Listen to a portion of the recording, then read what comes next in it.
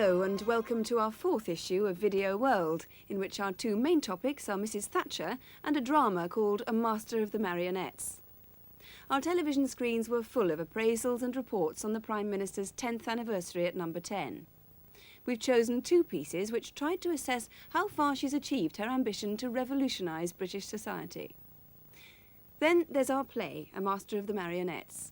It's a tense thriller about a successful salesman who reports a hideous murder and becomes chief suspect himself. The sports section has the FA Cup semi-finals, the match between Liverpool and Nottingham Forest, postponed because of the disaster at Hillsborough Football Stadium, and the match between Everton and Norwich. Also, we have the badminton horse trials, the world's leading three-day event, which includes cross-country and show jumping. From the world of golf, we have the Epsom Match Play Championship, with some of the world's leading players challenging Bernhard Langer for his title. But we begin with the Thatcher Revolution. Or is it? For a fortnight, it was open season for the top political pundits to analyse her 10 years in office. The BBC's own political editor, John Cole, obtained opinions on the Thatcher decade from her friends and enemies alike.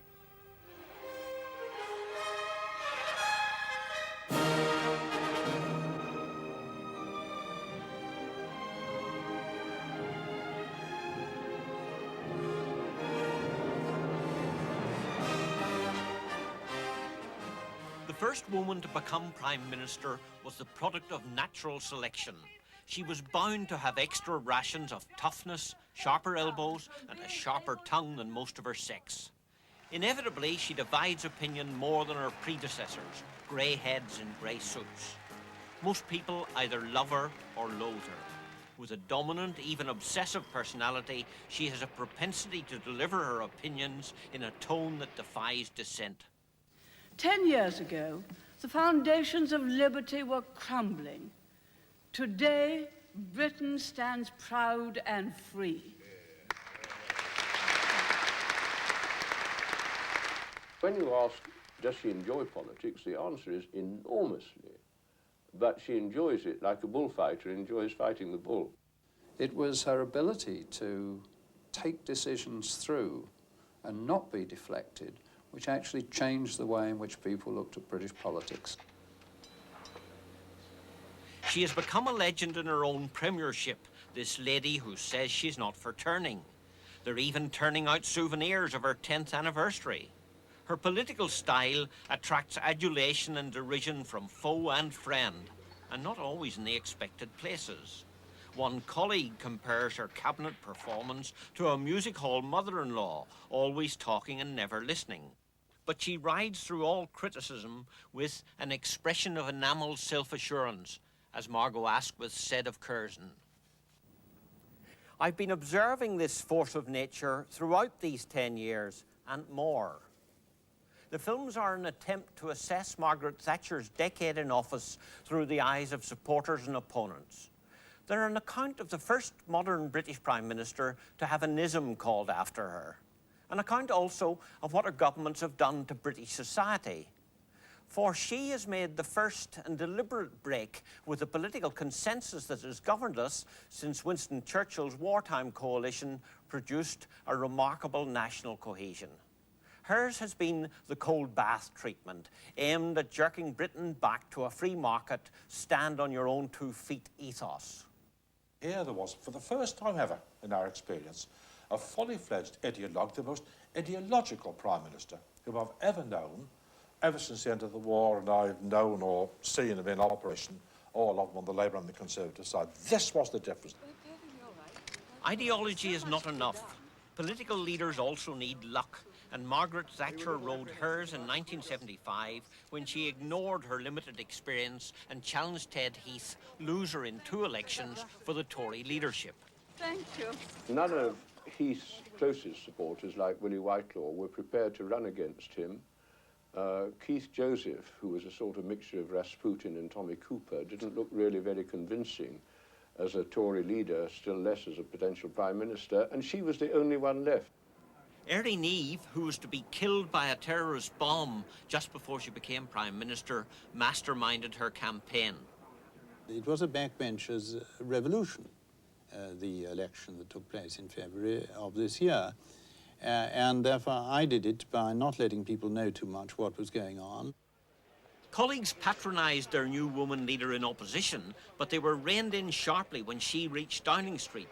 She had the most loyal of deputies. I'd set up my position to support the Prime Minister, to work with her, and to see it through, and that was what I had made up my mind to do. Criticised or not, criticised, yes, but I still thought it was right to do it. Luck again. Labour, which had been devastated by the winter of discontent, was soon riven by internal dissent. This stole headlines from dissent within the Thatcher cabinet. The Gang of Four led an exodus from Labour, but their early successes never turned into a serious threat to the government's survival. So the luck has held through 10 years, though this impassioned politician still stirs up conflicting passions. She wants to be the national figurehead above the battle, running everything her own way. This is totally out with anything I've known in 50 years of parliamentary life. Perhaps it was more impressive still from a woman than from a man, because one doesn't expect women to have quite the same fortitude and strength and courage as men. But that puts the lie to that prejudice. Because I'm me, it's difficult for me to be as direct, some would say brutal, with a woman who is 16, 17 years older than I am, as I would be if her name was Michael Thatcher. The impact has been that of a great national leader, a person who's shown immense determination and courage in meeting her and her government's objectives. The Prime Minister's determination has a downside. A refusal to budge can be a political vice as well as a virtue. Stories have filtered out about how she treats ministers. One of them says, "I sometimes feel emasculated." Her technique is relentless cross-examination. If the unfortunate subject stands up to this, his proposal is reckoned all right. But if he falters, mumbles, and offers to think again, he's got it all wrong. Throughout the decade, there's been constant speculation about her durability. If you'd asked me in 1975, when she became leader of the Conservative Party, whether 14 years from then she would have had 10 years of office and still be going strong, I should have been astonished. But having lived through the last 10 years with her, I'm not a bit surprised. The change of fortunes of individuals can be very, very remarkable. And I think, and have thought for some time, that the so-called Thatcher era is passing rapidly to its end, and that many of the flowers brought for the Jubilee may be necessary for the political funeral. But first comes the coronation. It elevated before an unsuspecting British public a doctrine that was originally called monetarism, but was soon naturalised as Thatcherism. On the steps of number 10, she used the language of reconciliation. Where there is discord, may we bring harmony. Where there is error, may we bring truth. Where there is doubt, may we bring faith. And where there is despair, may we bring hope. But her nature added the words, "Where there is dither, may we bring certitude." It was not complex political dogmas, but the winter of discontent that had convinced many voters something tougher must be tried.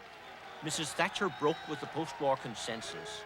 She was a new face and had a new, unbending faith in fundamental change. It was decisive and divisive, even within her own party. Consensus has been turned into a dirty word. It was turned by Mrs. Thatcher and others into a sort of source of enormous criticism. Consensus was a thoroughly bad thing, and you was to abandon all that and just do what you want to do, and then let everybody take the consequences of it. But for believers, that consensus was a ghastly mistake, and virtue lay in Thatcherism. To put it in context, this is what governments have done in this country for 1,000 years, if we've had governments that long. The only aberration was socialism, and some of the conservative governments which followed the war, which tried to find false gold, which tried to find alternative ways of spending money, which they didn't actually have. This aberration had led Keith Joseph, Mrs. Thatcher's closest ally, to make a remarkable act of contrition about his time in the Heath government. I realised with a shock that what I had been the whole while was a sort of semi-socialist. I thought I was a Tory, and now I realise that we've got to try to hand back more decisions to the people. We've got to trust the people. When she met the Conservative conference for the first time as Prime Minister, she revealed how profoundly different the new order was to be. We have to think in terms of several parliaments. We have to move this country in a new direction, to change the way we look at things, to create a wholly new attitude of mind. I think that the whole period, that first, the period running up to the 79 election, the first term of the government, was in a sense a sort of kamikaze period. Another kamikaze mission by union pickets, reaching its nadir at the cemetery gates, preceded the Thatcher election victory and undermined the Labour government.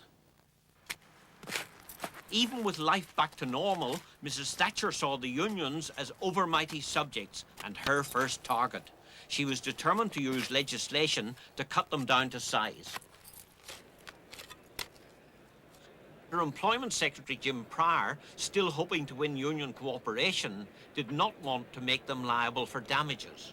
Jim Pryor always made it clear that he would not countenance that, and if they wanted him to do that, they'd have to find someone else as Secretary of State for Employment. And it was only when Norman Tebbit arrived there that that crucial measure in the 1982 Act, which I actually think was most important of all, was pushed through. She wanted to go faster. She wanted to deal with more of the problems in the legislation as they arose, as it were. And I said, well, look, let's legislate for what's happening now. We're legislating for the long term. And therefore, let's do it all sensibly, and let's make certain that we do it a step at a time. And I've no doubt that my position was being undermined by some of her acolytes along the way. He tried to find the common ground. And so his initial reforms were more limited than mine were, because I had never believed that that common ground could be found. When I covered industrial relations, governments wanted unions to work with them. TUC leaders and both Conservative and Labour ministers were still imbued with a tradition created in wartime by Winston Churchill and Ernest Bevin, that this was the best way to manage the economy and keep inflation in check. This whole culture of collectivism was repugnant to Margaret Thatcher. In her first year, inflation soared to 22%. But in both Whitehall and on the shop floor, incomes policies were now dirty words. The mood had changed, and some winter of discontent strikers were abandoning old political loyalties. They'd had enough of wage restraint. They wanted to flex their muscles. They wanted to establish the differentials. They wanted to improve the standard of living, etc. They were people who voted Thatcherite in the spring of '79, who 6 months previously had been rejecting their union's advice to take it easy. But it wasn't wages that fired the fiercest clash between government and unions. Ministers did not hesitate to use police strength to defeat the miners. Their strike was about pit closures, but the Prime Minister raised the stakes by pinning the label, "The Enemy Within," on the man challenging her authority, Arthur Scargill. It is a question of whether working people accept the monetarist philosophy of Thatcher, accept the right either of the state or of a private company to destroy jobs and communities at the stroke of an accountant's pen. We must never give in to the oldest and least democratic trick of all, the coercion of the many by the ruthless manipulating few. Conservatives still bore the scars of the Heath government's defeat at the hands of the miners. This was one they couldn't afford to lose. The miners' dispute was an important one. Up to then, the TUC's economic bomb, so to speak, nuclear bomb of industrial relations, was a miners' strike. And they exploded it. And at the end, the miners' union was blown apart, and the government was still there. Another violent clash and another union defeat at the Times plant in Wapping. where unions saw a new face of management under Thatcher. The tougher style fitted the government's conviction that business must be freed from restrictive practices.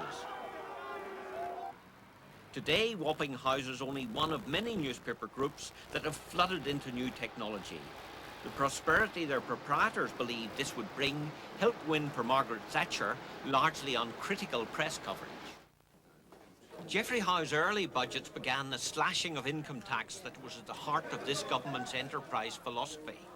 But higher indirect taxes fueled inflation, and that's another dragon the Conservatives were pledged to slay. Result, tight budgets and public spending cuts which swelled the dole queues and rang alarm bells in Cabinet. The Prime Minister dug her heels in. To those waiting with bated breath for that favourite media catchphrase, the U-turn, I have only one thing to say. U-turn if you want to. The ladies not for turning. This was the most divided cabinet in Conservative memory, and a further squeeze the next year angered the Wets even more.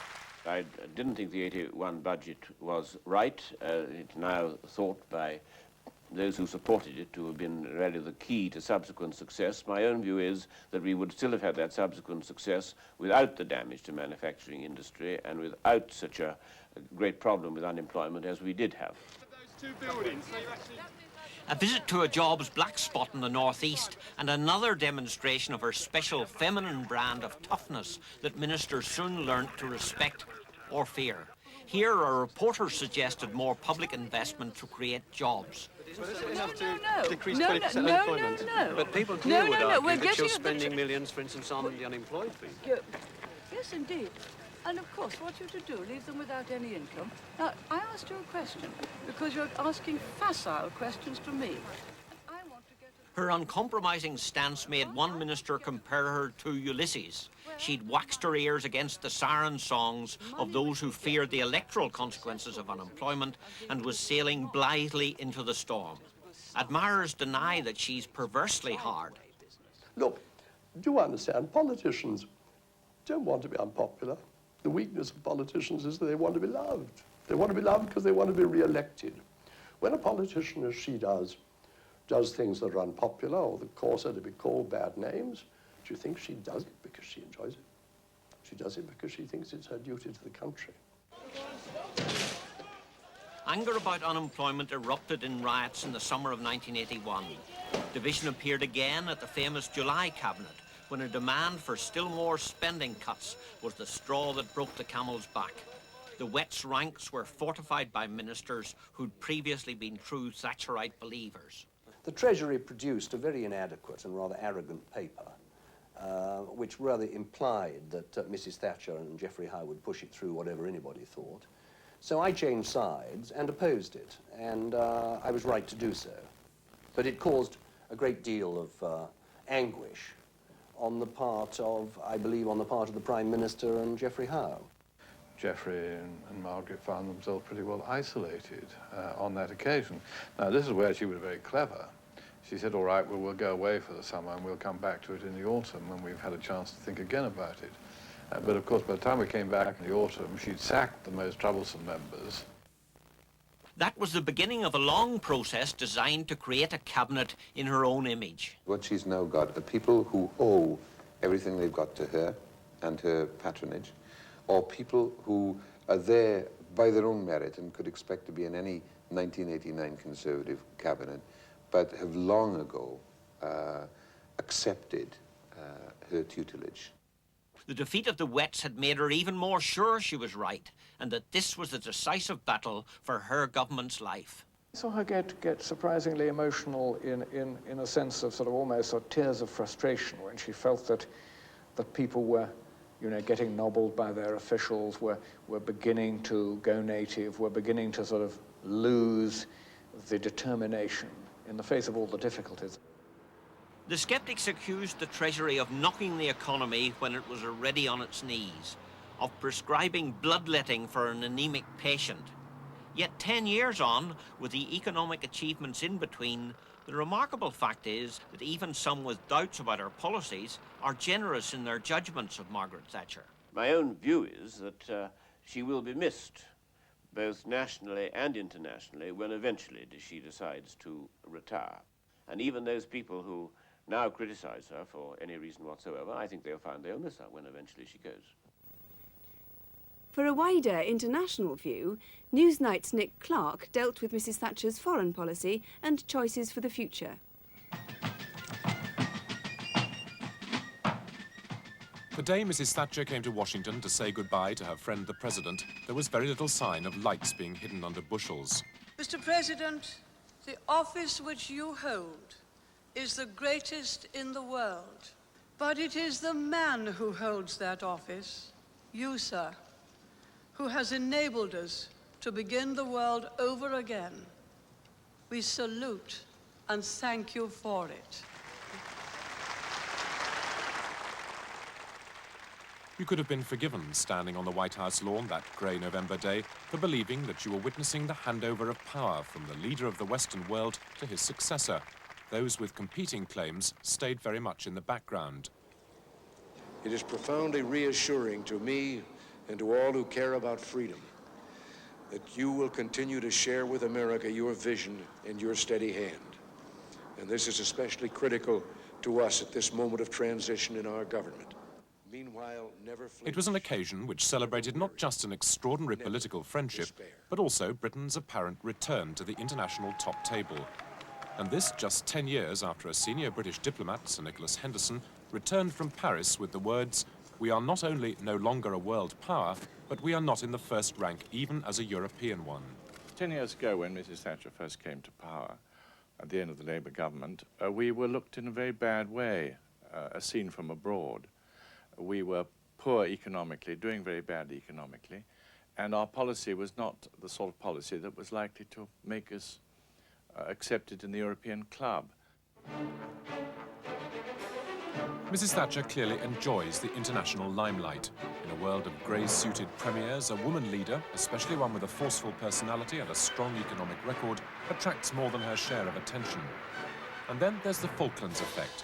In the past 40 years, it hasn't fallen to many Western leaders to win a war of any description. Victory not only helped to win the 1983 election at home, it sealed Mrs. Thatcher's reputation abroad.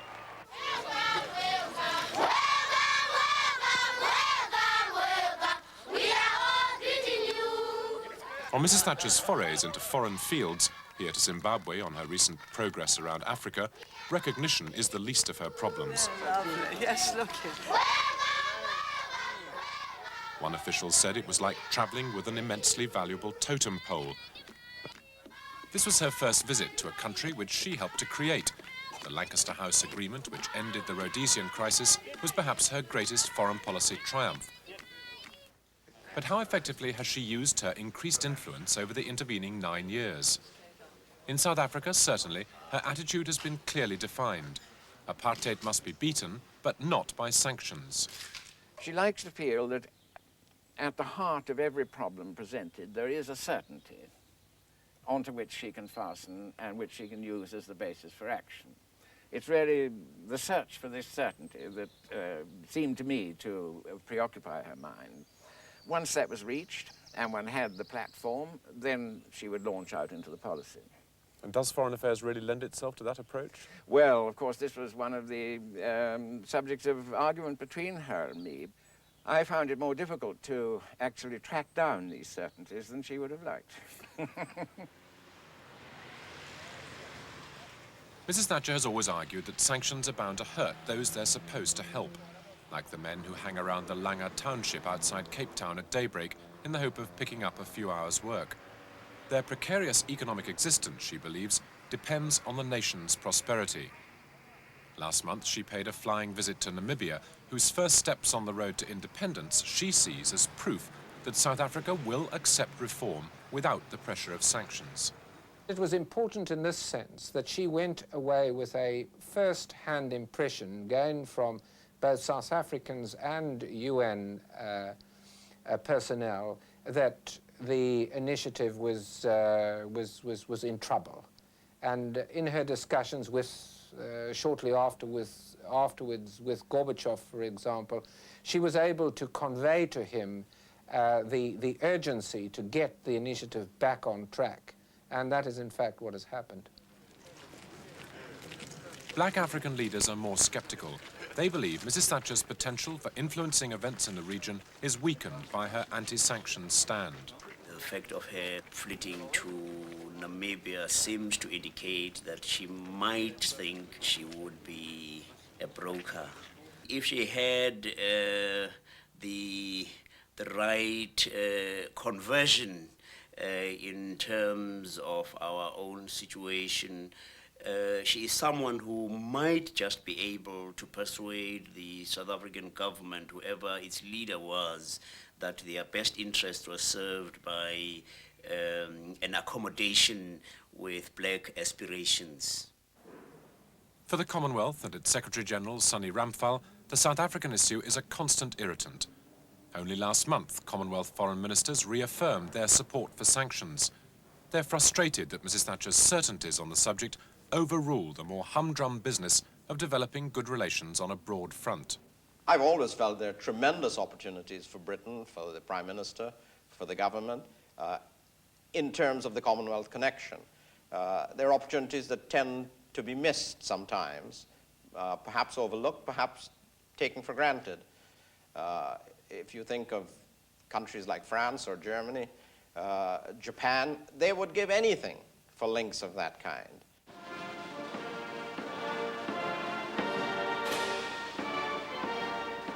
There is, of course, one overriding certainty in Mrs. Thatcher's worldview, that the United States is the best and truest friend a small nation could wish to have.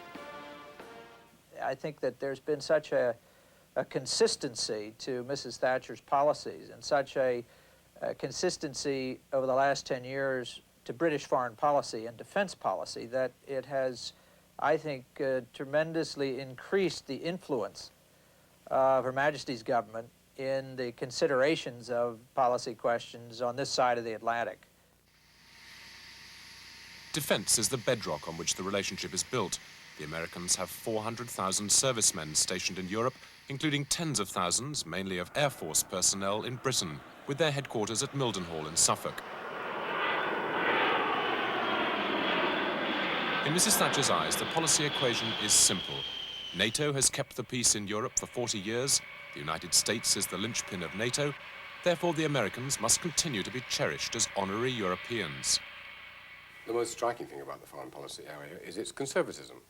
Unlike many other areas of Thatcherite policy, it's been a matter of continuity. Mrs. Thatcher is, in many ways, very much like Harold Macmillan. Closeness to the United States, attempting to play a mediating role, a messenger role, if you like, between the two superpowers, looking at the world from the point of view of an Anglo-American relationship which gives us, therefore, a greater role in Europe. And by a combination of good luck and good judgment, Mrs. Thatcher has been able to present herself as an East-West honest broker. She's credited in Downing Street with being the first to spot Mr. Gorbachev and of helping to convert President Reagan from his evil empire phase. Her reception in Moscow 2 years ago and her recent Moscow News poll success as Woman of the Year mark a considerable change from the mid-70s, when the army newspaper Red Star coined the epithet Iron Lady and described her as viciously anti-Soviet.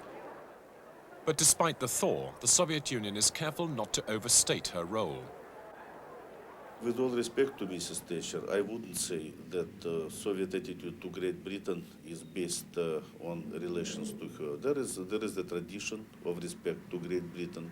Again, I don't want to say that Great Britain is singled out, so to say, in Western Europe. There are lots of relations with other three big West European nations. With Federal Republic, for instance, economic relations are much bigger than they are with Great Britain. I know that the British government, and particularly the Prime Minister, prized the role of mediator with the Soviets, particularly during the time when relations with the United States weren't particularly good between us and the Soviets. I'm not quite sure how important that was, but one thing really has changed. The American government, the Soviet government, now talk to one another so many issues, so much of the time. Frankly, no mediation, in my judgment, is any longer needed.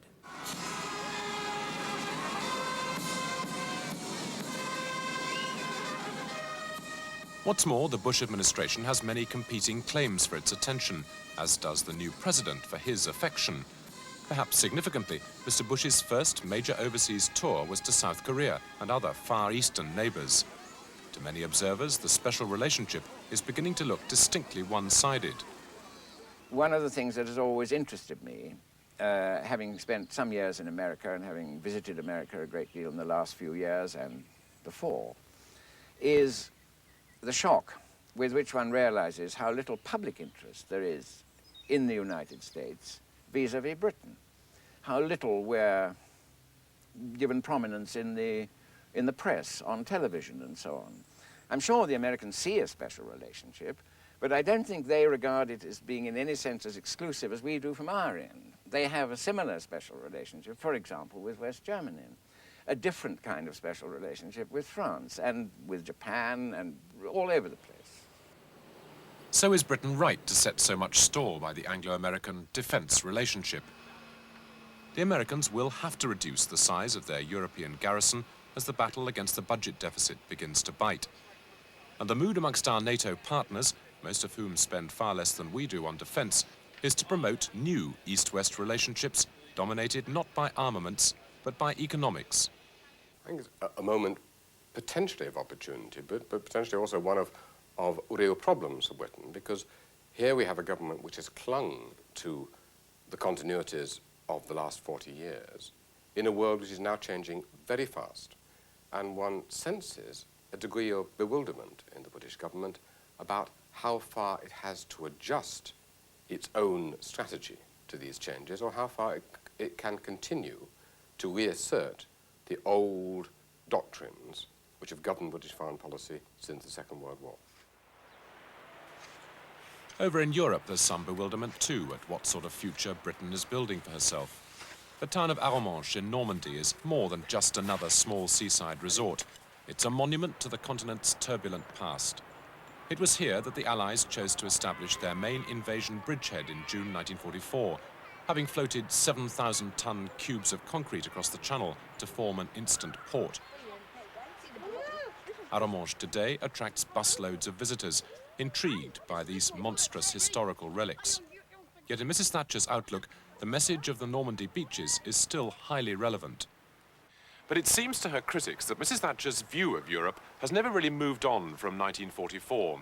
They point to her constant emphasis on European security issues above all else, and they wonder whether her fascination with the United States isn't an expression of Anglo-Saxon superiority. Having come to Europe's rescue once before, Britain and America stand ready to do so again, whenever the need may arise. When Mrs. Thatcher came to Bruges last September to speak to the College of Europe, she was keen to remind her audience once again of Britain's unique contribution. Over the centuries, we have fought to prevent Europe from falling under the dominance of a single power. We have fought and we have died for her freedom. But it wasn't such reminders that shocked those who'd gathered under the magnificent Bruges bell tower to hear her. Nor was it her insistence that Europe should beware of bureaucrats in Brussels. Most of her audience agreed. It was her passionate defence of national sovereignty, in terms which seemed hard to reconcile with the European commitments Britain has already entered into. To try to suppress nationhood and concentrate power at the centre of a European conglomerate would be highly damaging and would jeopardize the objectives we seek to achieve. This was no smooth, measured Foreign Office speak, rather a direct challenge to Europe in an intensely European city where Mrs. Thatcher's hosts at the College of Europe are dedicated to many of the ideas which seem to alarm her most. The college has a story of its own to offer. Most of the 200 graduate students are supported by scholarships. Fiona Carlin from Belfast, who's studying law, is one of just 4 British government scholars. France has 22, Germany 16 and Spain 30. Even Malta finds the money to support 5 students. It's a statistic which wouldn't surprise Garrett Fitzgerald. Britain had the opportunity after the war to have a leading role in the development of Europe. It opted out in 1955 by refusing to join in the establishment of the community, deluding itself, I think, that without it, Europe couldn't happen. Then joined subsequently. But at no stage since then has any British government caught up with itself and been willing to grasp what Europe is about and to seek to play a leadership role in the development of the community. What perplexes such European enthusiasts is that closer cooperation is an inexorable process, which Britain has helped to set in motion. The last of the old blue passports will roll off the presses in Manchester later this year. The new format Euro Standard passport still requires free passage for British subjects without let or hindrance in the name of Her Majesty, but it is a symbol of changing times. Yet Britain has a reputation for greeting each new European step as a barefoot venture onto broken glass. Mrs. Thatcher's view on economic union is another of her certainties. I neither want nor expect ever to see such a bank in my lifetime, nor if I'm twanging a harp for quite a long time afterwards. Jacques Delors has become Mrs. Thatcher's Brussels bogeyman, his vocabulary full of words that make her hair stand on end: tax harmonisation, worker participation and economic union. Les succès du système monétaire européen, mais aussi ses limites. Last month, Monsieur Delors unveiled his committee's conclusions on a slow but steady progress towards a single currency, controlled by a European central bank. The plans have received short shrift in London, yet they're not just the product of Monsieur Delors' Eurocentric imagination. The Germans, with a reputation for extreme economic caution, have decided to try to shape the process of union from the inside. Martin Bangemann used to be the federal economics minister.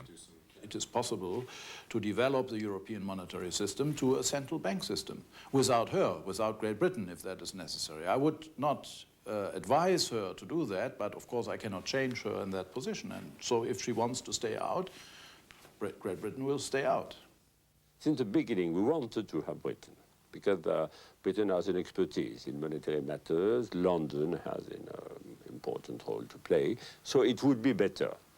But if it's not possible, we will do what we did in 78, 79. We will move, leaving the door open for a future British admission. It's the strength of the Franco-German axis that will be reinforced if the 11 do decide to go ahead without us. This ceremony at Verdun was a powerful symbol of the post-war reshaping of Europe. But some Europeans are anxious about allowing France and Germany too prominent a role in the economic developments up to and beyond 1992. We didn't like the idea of a German-French directoire in the community, and we thought that the British could bring an element of balance, of equilibrium. So we were always strongly in favor of membership. Are we providing that balance now, yet? Not as we wished it at that moment, but the movement is not finished. You are going through a fantastic phase, discovering Europe and accepting the European Single Act, for instance, with all these 300, what these 300 directives imply. But the majority of Europeans do not detect any imminent conversion. Some see parallels with another leader whose reputation in Europe came to be summed up in the word non, and they warn against the implications of going it alone. I served under de Gaulle, and de Gaulle expressed approximately the same views as Mrs. Thatcher on sovereignty. What does it mean? Will countries of the size of 60 million people with good economic performance, located in the extreme west of Europe, influence events in the world, in the Pacific, in Asia, in USSR, in 21st century, if they are alone? I don't think so. It's more than 6 months now since Mrs. Thatcher made her extraordinary speech here in Bruges, and since then it's been subjected to the closest scrutiny by our European partners. Points of agreement have been seized upon, even by those whose first impressions were almost entirely negative. And in the final analysis, this speech could be seen as something of a turning point. After all, everyone now knows what the points of difference are between continental ambitions for Europe and Mrs. Thatcher's personal preference. And that, as she said in a striking image towards the end of her speech, includes the United States as part of that Europe on both sides of the Atlantic. So long as the leaders of the European community perceive us as not being full-blooded members, as having one foot across the Atlantic, looking over our shoulders the whole time to Washington, it's going to be very difficult for us. We have to make a special effort. And I think we really do have an opportunity to make that effort now, and in a few years' time it could be too late. Does Mrs. Thatcher share that sense of urgency? As she reaches her 10th anniversary, there's no doubting her increasing fascination with the world of diplomacy. At a reception for a prominent Hungarian politician, she recalled with glee her visit to Budapest in 1984. I was practically mobbed, and I must tell you, everyone knew my name. Mummy Thatcher, Mummy Thatcher, Mummy Thatcher. It was mobbed. I was so sorry they didn't all have a vote for me. Yes. But this function also revealed another underlying certainty about Mrs. Thatcher's approach to foreign policy, an extraordinary confidence that her own economic prescriptions for Britain can and should be applied almost anywhere. All you need is a sense of purpose. And in uncertainty, you've always got to be able to have a vision to take you through the difficult times and to keep your eye on that distant star and that vision. The question is whether in the post-Reagan era, the old certainties are still appropriate. Official American attitudes to Britain can never be quite the same again. Britain's economic reputation is losing its gloss. Mrs. Thatcher herself will eventually have to hand over the reins to someone who won't enjoy her personal profile. If all that happens, as former President Giscard warns, will we be just a small country at the extreme west of Europe with very little influence in the world?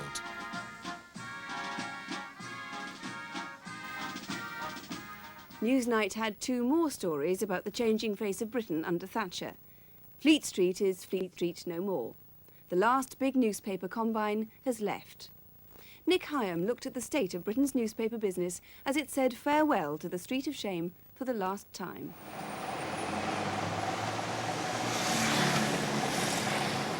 Fleet Street is leaving Fleet Street. As the removal men packed up the Express, the last newspaper with headquarters on the street itself, and the journalists left for new offices south of the river, an era ended. Technology and rising property values have revolutionized the newspaper industry.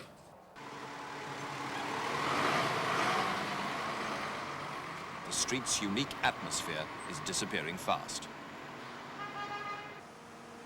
Other newspapers have already gone. The Telegraph has moved to the Isle of Dogs, and its old headquarters, like those of the Express, have been sold for redevelopment to financial institutions spreading westwards from the city. Newspaper managers have few regrets. Those of us who worked for most of our careers in the old Fleet Street, I don't think we felt much nostalgia about leaving it, because it represented outdated machinery, old technology, declining standards of journalism, poor management, lack of profitability. Frankly, I heaved a tremendous sigh of relief, and I think many colleagues did, on getting out of Fleet Street. Fleet Street was the heart of the newspaper industry for a century and a half. Newspaper printing survived in impossibly cramped buildings long after other industrial processes had moved out of the city centre. The employers that we had, the press barons, if they'd kept their racehorses in the places that we had to work, they'd have been done by the RSPCA, and there would have been a public outcry over the terrible treatment of these poor animals. The conditions were very hard. It was like the boiler room of a ship. Terrible noise levels, very hard, and very much insecure. Nigel, number 6 today. Fleet Street culture was a product more of drink than ink, and they still come back to the pubs and clubs to recall the old rivalry and camaraderie as the presses rolled late into the night. Some pubs were little more than an extension of a particular paper's newsroom. Everybody was in touch with everybody all the time. Everybody knew everybody's doings. And they tended to meet outside their offices in rather tribal conditions. The pubs, which were meant to be such a feast of literary anecdote swapping, were in fact pretty nasty places. People used to stalk into them. The editor of the Daily Express, the editor of the Daily Mail, would walk in with a band of his cronies, rather like Al Capone coming into a speakeasy in Chicago. You could go into the Telegraph pub or the Mirror pub or the Sun pub and meet people who would say, look, I've just had this story killed by my editor because of a various reason. Why don't you have it? You can't do that anymore. It doesn't work on the telephone. It's got to be eye contact. And, of course, a little bit of financial contact. You had to slip an envelope across the table. Money was a topic of enduring interest. The late James Cameron is fondly remembered for his creative expenses claims. And it said on his expenses to purchase of camel, say for argument's sake, £500. And they've been trying to get him for many years. And finally, the swift-eyed accountants looked and said, Cameron owns a camel.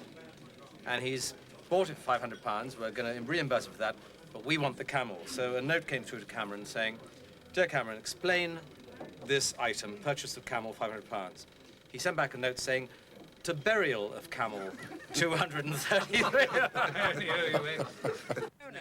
But the journalists have mixed views about the printers with whom they shared the street.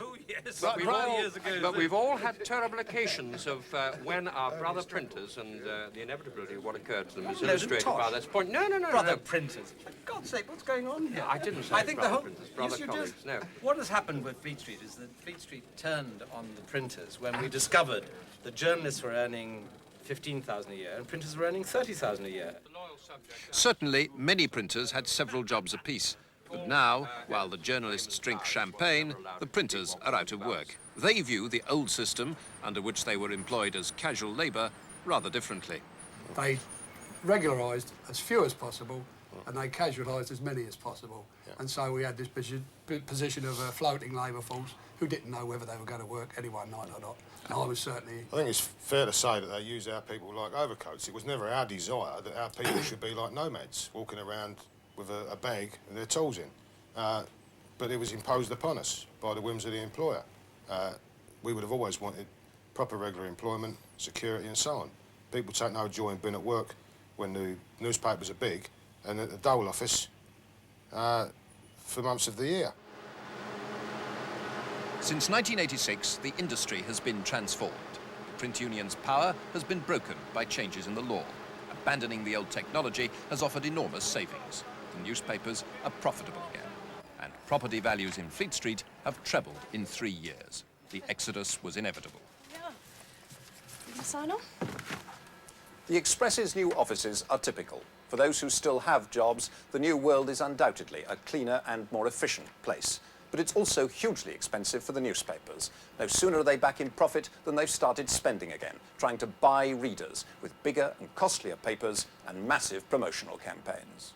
What's happening at the moment is that the promotional costs involved in supporting the titles, i.e. advertising the newspapers themselves, trying to steal market share from one another, are moving up very sharply indeed. And so it looks quite likely at this stage, and it is a very early stage in the post-Fleet Street revolution, it still looks likely that although the returns from the move will be considerable, they may be rather less than people originally anticipated. And the Express faces further problems, which new technology won't solve. Telegraph chairman Conrad Black is buying shares in the Express's parent, United Newspapers. Its sales are falling as a revitalised Today has intensified competition in the middle market, and it's failed to project a clear image. The weaknesses of the Express Group, in my opinion, are that they've had an inconsistent product, both in terms of what the consumer is offered on a daily basis, and also in terms of the way in which they've promoted themselves. Newspapers like The Independent, for instance, have launched on the basis of the badge that they offer the reader. To be seen to be reading a newspaper like The Independent says something about you. Other newspapers, like to some extent The Express, have no such identity. One of the Express's problems over many, many years was, shall we say, a change of editors every 12 months. Right to left, centre, up, down, you name it. And in addition, a change of advertising policy every 12 months. Let's try this commercial, let's try that. The usual things that people endeavour to do when they start to panic about things. We're not in the business of panicking, we're solidly backing the titles, and we believe that the benefits will flow through, but it is an investment. For a new paper like the Sunday Correspondent, now recruiting journalists to fill its offices in Clerkenwell this autumn, the prospects are not encouraging. The national newspaper market hasn't expanded in 20 years. It's vital for the Sunday Correspondent, I suppose it's vital for any new newspaper, to establish its particular style, its particular identity right from the off. That is going to happen predominantly editorially, but of course there is the whole marketing and public relations campaign which establishes the idea, the concept of the paper in the public mind. But certainly we'll be taking readers from existing newspapers, and there will be a great jumbling effect, which is what happens, which goes down into the middle market as well. Everybody is affected. And that way we will build up our readership. But existing papers won't give the correspondent an easy ride. The Telegraph is strengthening its Sunday title by combining its staff with the Daily and redesigning both. It's a hell of a thing to get a newspaper going from a standing start against very tough competition. The Independent's done it once in a generation, and I think most of us regard the creation of the Independent as the greatest single achievement by a group of journalists in our generation. Whether you can have two miracles in a generation, I think we'll all have to wait and see. Without the newspapers, Fleet Street is a poorer place. But it's appropriate that as the journalists move out of their old offices, the accountants are moving in. A newspaper industry, long familiar with the headline and the deadline, has discovered the bottom line. Another dramatic change to traditional British habits looks likely after the recent report on the brewery business by the Monopolies and Mergers Commission. Chris Lowe looked at what it would mean for the customer and sampled some of the bitterness the proposals have aroused around the country. For the ale barons of Britain, like the oil barons of Dallas, trouble is brewing.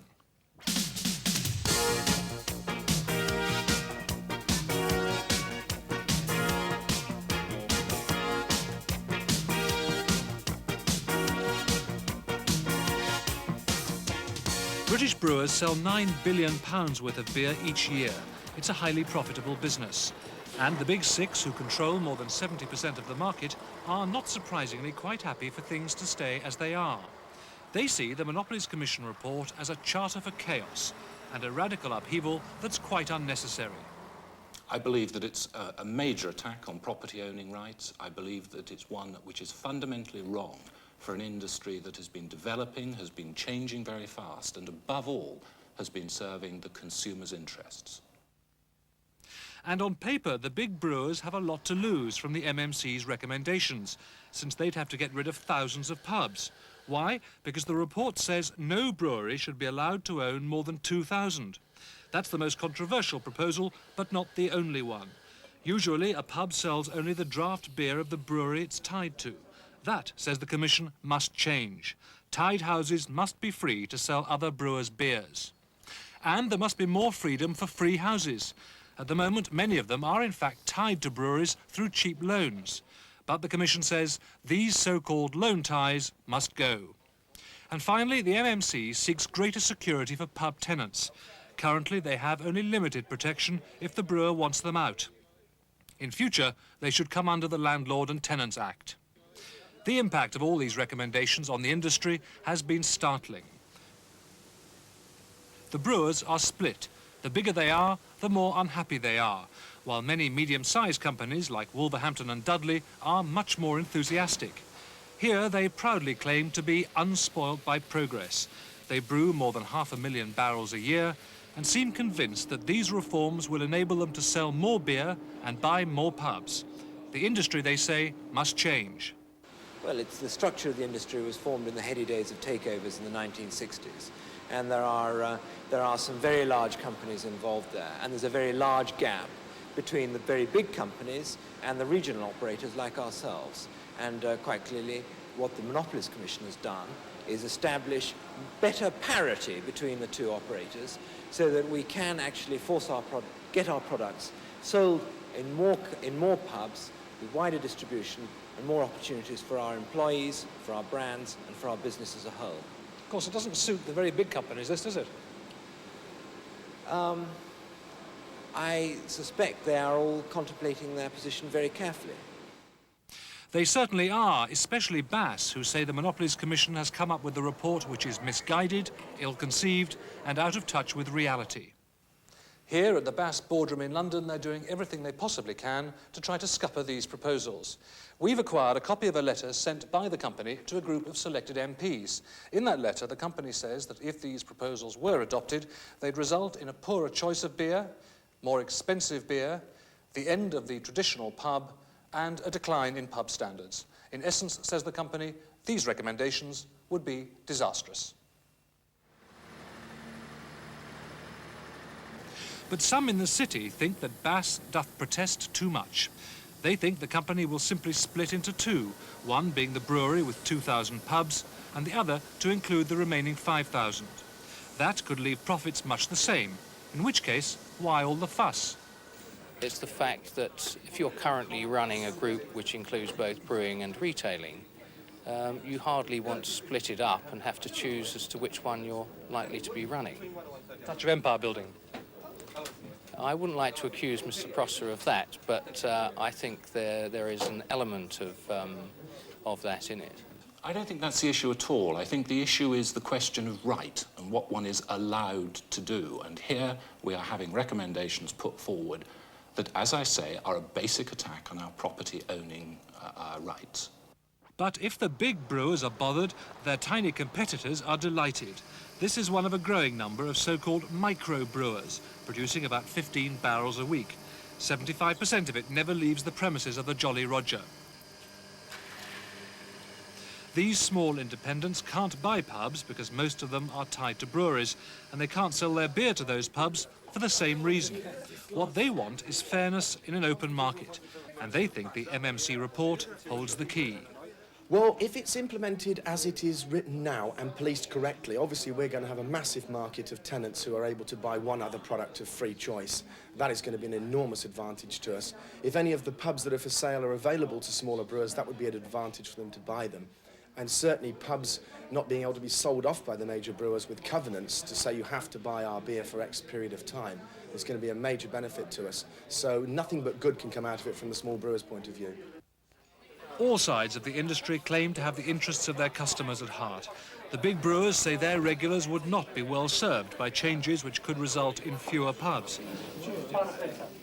On the other hand, CAMRA, the Campaign for Real Ale, says it's just what the customer ordered, and within 5 years he'd appreciate the difference. I think you'll see the independent brewery sector, who presently amount to 20% of beer. I think you'll see more independent breweries. I think you'll see more independent brewers' beer. That means better variety, means better choice, means a better deal on price. I think you'll find more pubs that aren't under the thumb of the big brewers, and I think in the long run you'll toast the day that this report came out. That's assuming it's implemented. It's true that the Industry Secretary, Lord Young, has said he's minded to accept it, but there are fears it could be the writing on the wall for all that's best in British pubs. Indeed, even those in favour of change say there are serious loopholes that need to be closed. The main one is that there would be nothing to stop a company holding on to the thousands of pubs it owns, provided it gets rid of its brewery. That raises the spectre of even more standardised pubs across the land, replacing the traditional local.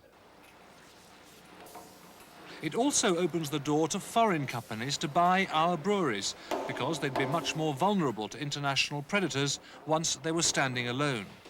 But is there any reason why foreigners couldn't brew British beer? In theory, not. But I mean, what we're always after is the quality. We're concerned that they don't have the tradition of brewing in this country. A lot of them come from countries that don't even understand British bitter. They think it's the wrong colour and the wrong temperature and the wrong flavour.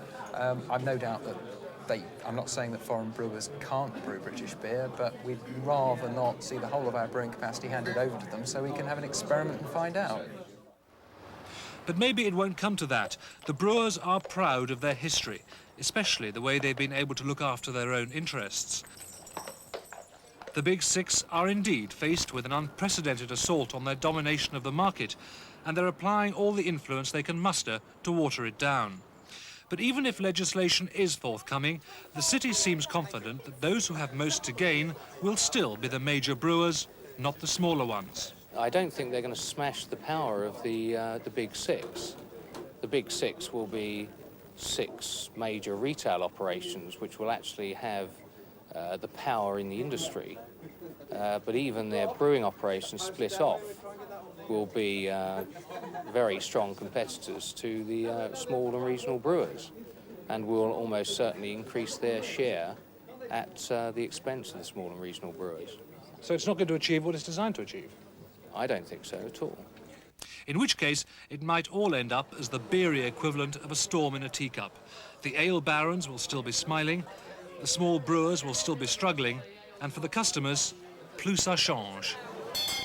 Time, ladies and gentlemen, please, time. Now sport, and to start, the FA Cup semi-finals. Here's Gerald Sinstadt. Everton and Norwich City played at Villa Park, Birmingham, in glorious sunshine. And with East Anglian support very strong, Norwich was soon attacking the Everton goal. The commentator is Barry Davis. Bowen, that's a good run by Crook. Putney, Rosario is in the middle. Up comes Dale Gordon. Oh, he struck it well. Fine strike, and he thought it was worth the corner, but he's not to get it.